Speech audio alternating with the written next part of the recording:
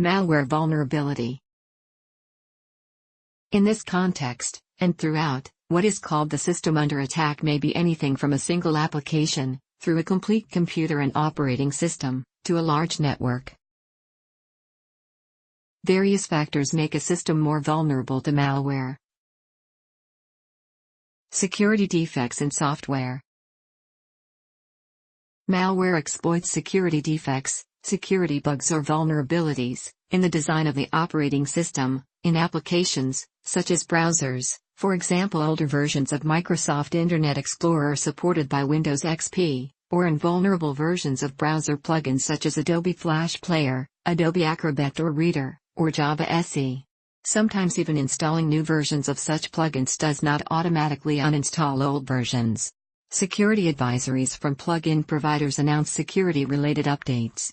Common vulnerabilities are assigned CVE IDs and listed in the U.S. National Vulnerability Database.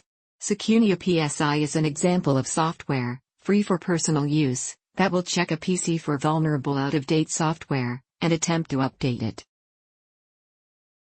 Malware authors target bugs, or loopholes, to exploit. A common method is exploitation of a buffer overrun vulnerability, where software designed to store data in a specified region of memory does not prevent more data than the buffer can accommodate being supplied. Malware may provide data that overflows the buffer, with malicious executable code or data after the end. When this payload is accessed, it does what the attacker, not the legitimate software, determines. Insecure design or user error. Early PCs had to be booted from floppy disks. When built-in hard drives became common, the operating system was normally started from them, but it was possible to boot from another boot device if available, such as a floppy disk, CD-ROM, DVD-ROM, USB flash drive or network. It was common to configure the computer to boot from one of these devices when available. Normally none would be available. The user would intentionally insert, say, a CD into the optical drive to boot the computer in some special way, for example, to install an operating system. Even without booting, computers can be configured to execute software on some media as soon as they become available, for example to auto-run a CD or USB device when inserted. Malware distributors would trick the user into booting or running from an infected device or medium.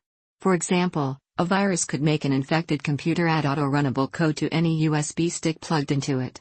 Anyone who then attached the stick to another computer set to auto-run from USB would in turn become infected, and also pass on the infection in the same way.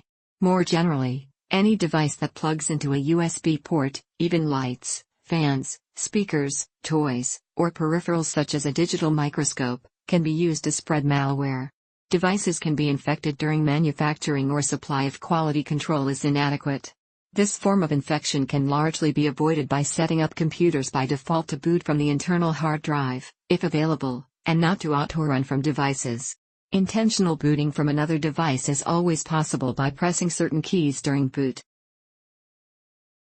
Older email software would automatically open HTML email containing potentially malicious JavaScript code. Users may also execute disguised malicious email attachments. Overprivileged users and overprivileged code.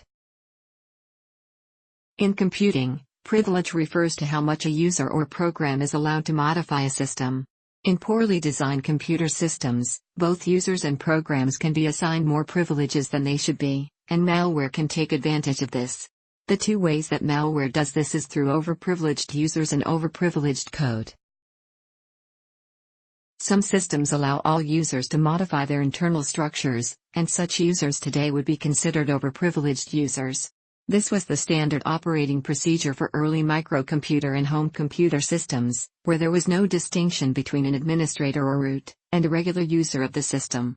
In some systems, non-administrator users are overprivileged by design, in the sense that they are allowed to modify internal structures of the system. In some environments, users are overprivileged because they have been inappropriately granted administrator or equivalent status.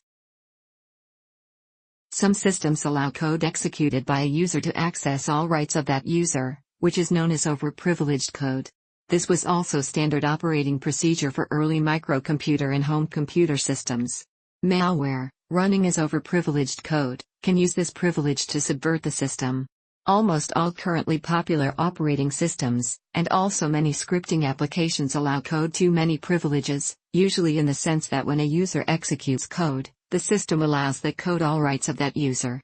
This makes users vulnerable to malware in the form of email attachments, which may or may not be disguised. Use of the same operating system. Homogeneity can be a vulnerability. For example, when all computers in a network run the same operating system, upon exploiting one worm can exploit them all. In particular, Microsoft Windows or Mac OS X have such a large share of the market that an exploited vulnerability concentrating on either operating system could subvert a large number of systems. Introducing diversity purely for the sake of robustness, such as adding Linux computers, could increase short-term costs for training and maintenance. However, as long as all the nodes are not part of the same directory service for authentication, having a few diverse nodes could deter total shutdown of the network and allow those nodes to help with recovery of the infected nodes. Such separate, functional redundancy could avoid the cost of a total shutdown, at the cost of increased complexity and reduced usability in terms of single sign-on authentication.